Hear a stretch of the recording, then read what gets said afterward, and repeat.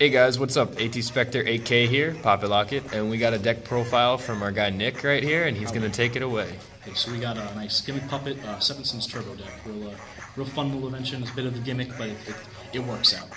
So we're gonna start off with the Gimmick Puppets and monsters. So we got a Charger, and Charger can essentially copy the level of any other Gimmick Puppet on the field, which helps allow for the stronger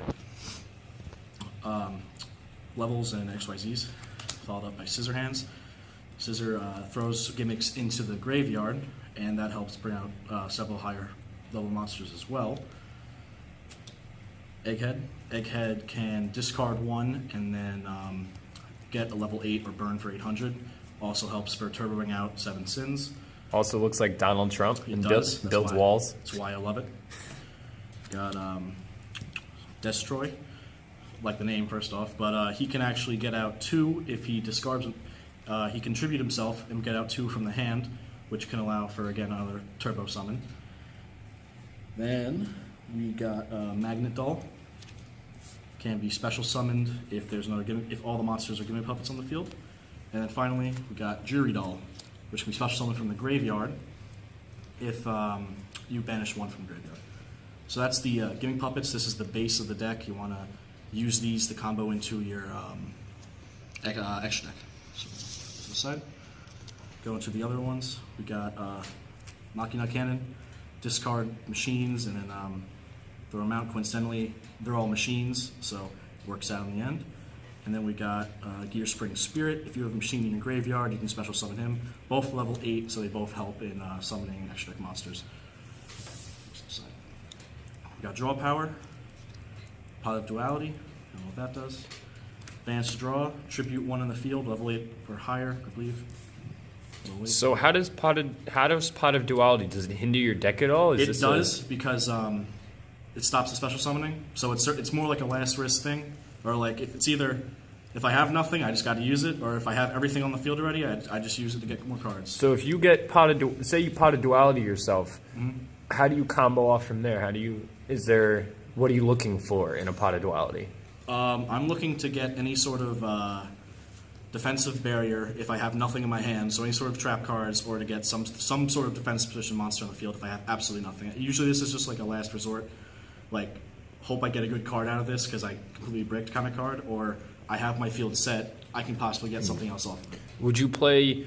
I see that some of them are dark targets. Would you play a Lore of Darkness instead of that, perhaps? I would not want to use a Lord of Darkness because I just don't want to banish any good monsters, because the Gimmick Puppets are all reliant essentially around Drury Doll, which requires you to banish from the graveyard. So I don't want to banish anything unnecessarily, so that's another reason I don't use that. I don't use Pot of Desires. Follow up with Draw Power, got Trade In, because again, they're all level 7, level 8. So that's Draw Power. Got Rank Up Magic. Rank Up Magic helps with getting out some of the higher leveled extra deck monsters. Higher rank, I mean.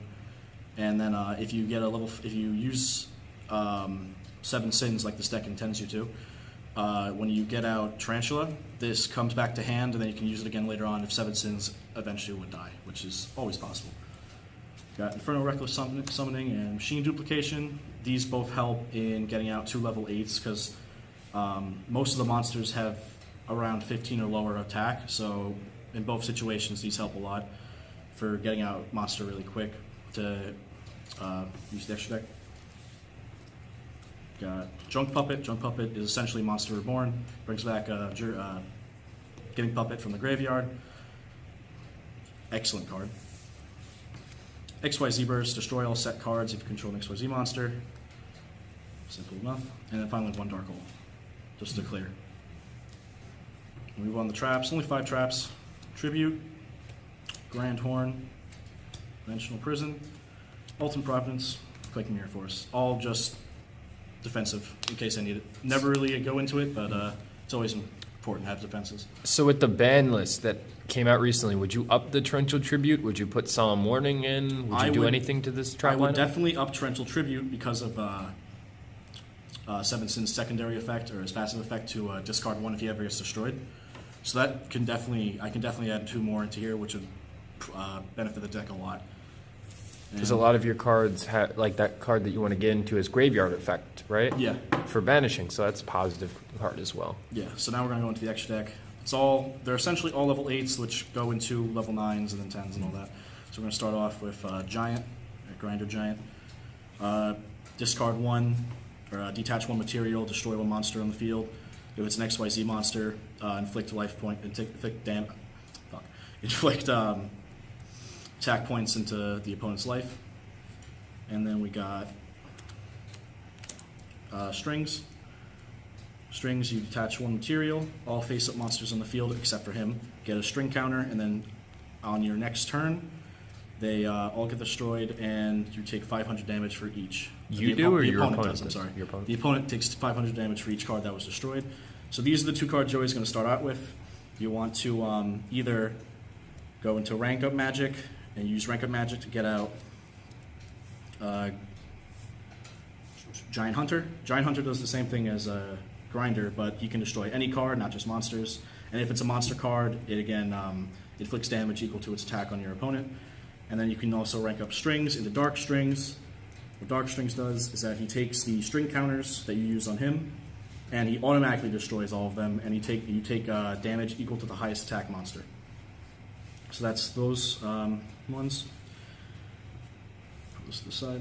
Show the combo for later. And so these two are these are the 2 win conditions of the deck, coincidentally.